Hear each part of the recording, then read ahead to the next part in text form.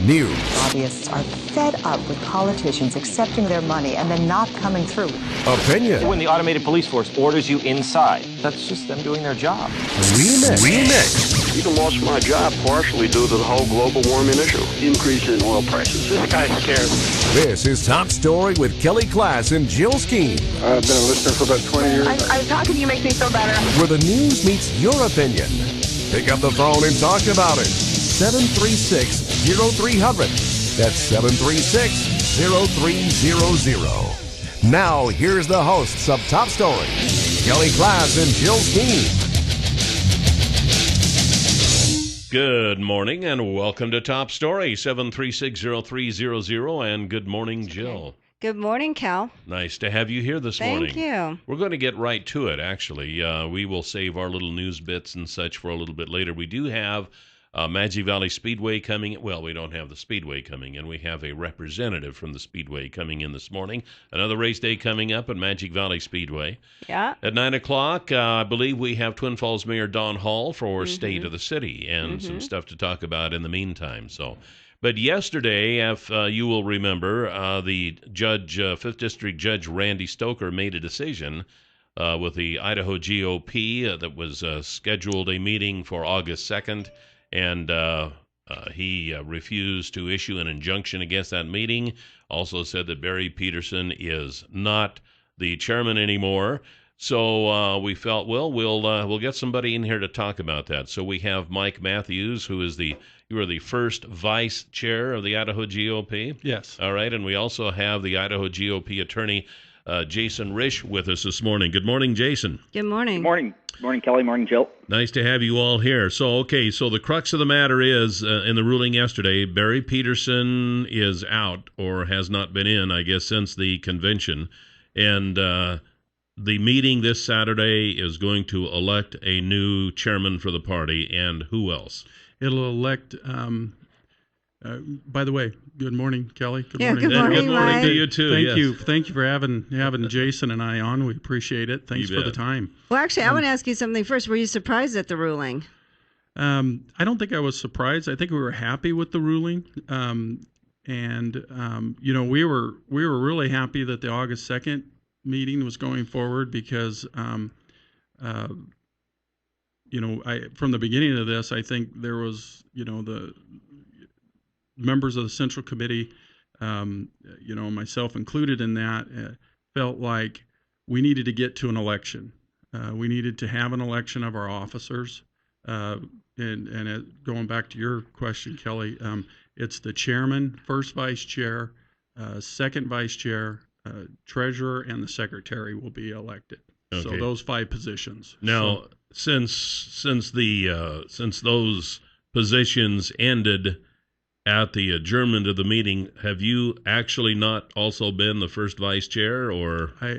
From the judge's ruling, I basically he said that I was no longer, my position was vacated as Right. well as those other officers. Those 5 officers were vacated after the adjournment of the convention.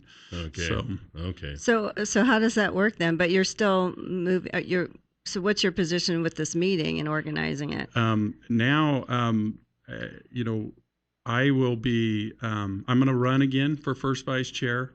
The Central Committee will decide who's going to run the meeting, and so they will have to come together to decide who's going to run the meeting and who will ultimately, I think the first thing, the first order of business is that probably have somebody run the meeting, and then they'll do the chairman position first, and then once we get a chairman, he'll take over probably from there, or he'll allow that person that was running the meeting to run the meeting. So Jason Risch is the attorney for the Idaho GOP. Do you feel somewhat vindicated now in that when this first happened, you came out and said, wait a minute, this isn't right. He's no longer the chairman. Do you kind of feel better about your decision now? Well, the word vindicated is pretty strong. We're just happy that the judge ruled the way he did. I wasn't particularly surprised by his ruling. As you said, I came out a month ago with this opinion, and that opinion had been actually reviewed in detail by the Republican National Committee, and the lawyers over there took a look at what I did and the legal conclusion that I came up with, and they agreed with me. And of course, it's always good when the court agrees with you as well. It's part of being an attorney. You get your opinions reviewed by the court quite often. So yes, it's comforting to know. Also I think it's appropriate that we do give a nod to Judge Stoker. Judge Stoker read everything that was submitted to him in a very short amount of time. He was very well versed in the rules of the Idaho Republican Party and Roberts rules, which are two things that judges don't always find themselves confronted with every day, but it was very, very clear that the judge was up to speed on this going into the hearing yesterday. Yeah. Now, we still have a rift between what we call, I guess, the Butch Otter followers and the Barry Peterson followers. So, Mike, how is that going to be handled this week? Well, we kind of like to look at this as, this is a family feud. Every families have their spats, and we hope that with the judge's ruling that people will kind of get on board and that we'll move forward from here. Now that we have a direction, I'm hoping that everybody gets on board and we can elect a chairman and then get to the business of electing our candidates in November is what we should be doing, And so that's, that I think is the main thing. And I'm hoping that with this direction now that the judge gave us, that we can move forward and get that done. Have you talked to Barry Peterson or the other side, and are they accepting of the ruling? Well, after the court hearing, we were all outside. Barry came up and he said, I have no hard feelings, and I said I don't either, and we just need to move forward at this point. And so I'm hoping that is the case. I hope that we all just kind of move together, and, we can come together with this direction and hopefully, we can come back together and be unified again. So either one of you, I guess, can answer this question, but I guess the fight, if you want to call it that, hasn't necessarily been so much maybe, and maybe I'm wrong in assuming this, about the direction, but rather than just following the rules. You have rules to follow, and whichever group has the majority, they're the ones who have the ball, I guess you might say. But you kind of need to follow the rules. Is that kind of what this dispute has been about? I think so. I think and I think probably both sides had interpreted the rules in their own way, maybe.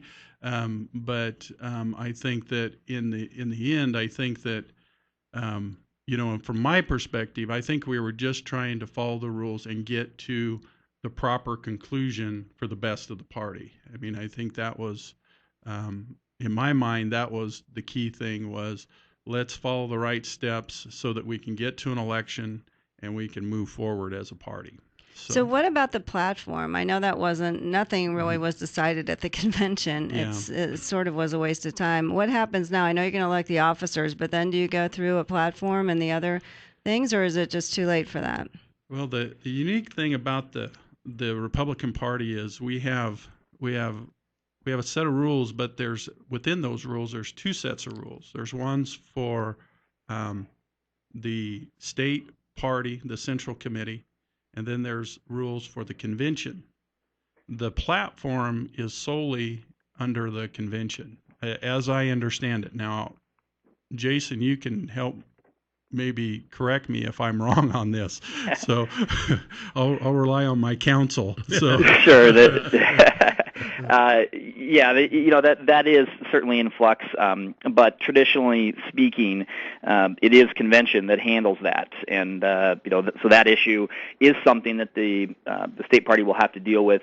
On Saturday, we are merely having an election for officers. That's the only business that's going to be conducted. But we do have regularly scheduled meetings the next one regularly scheduled will happen in January, and so that'll be something that I'm sure will be addressed by the party at that time. And the platform as it existed, I think everybody looks at that as that was our platform before, and it is going forward. And while the convention makes little changes to that from time to time, generally speaking, that platform has been the same for many years.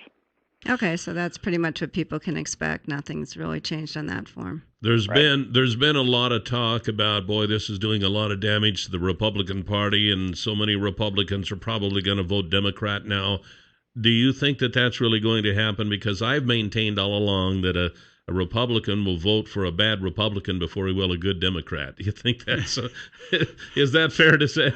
I'm hoping that this doesn't drive people to the Democrat Party, and that we can like I said, with this direction, I'm hoping that we can kind of come back together and unify. And then we have August, September, October, November till, or most of not all of November, but we have a few months here that I'm hoping that we can unify everybody, get everybody back together, and move forward. And I think we're going to be okay. I do. I feel like we with this decision it gave us a path forward. And once we have the election and we get a chairman, then we'll go forward and do get the party engaged in electing Republicans and doing the work that we should be doing, electing Republicans. So who's up for chairman? Is it, does it depend, obviously, who the chairman's going to be, really kind of the tone of the party. So who is there someone from basically the Barry Peterson side as opposed to Governor Otter side? Like, who's up for this? And it can affect the party again, can it? Yeah, I mean, always your leadership can have some, Right. Will have an impact on, the tone and the direction of the party.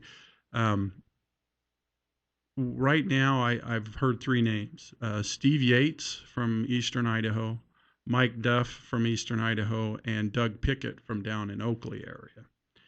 Those three names. And so, Do you know which either way they swing, or do you want to comment on that? well, I'm still kind of myself learning about the candidates, and so I'm, just like kind of everybody else, we're in a short order. We're going to have to gather as much information as we can between now and Saturday, and figure out, who we're going to elect, and try and pick the best one of the three. Yeah. So, and someone can put their hat in the ring that day, can't they? I mean, is it just like anyone can? Yeah, as long as the nomination comes from a state central committee member on the floor, they'll take nominations, and anybody can pretty much throw their hat in the ring at that point, I think. And whoever is elected as the chairman this Saturday, they will be the one going to the National Republican meeting coming up the following weekend. Correct. Okay. Yeah. Along with two others. So right now, the last we heard was Barry Peterson had his own keys to the office, and the checkbook was frozen. So once you get a chairman elected, I assume that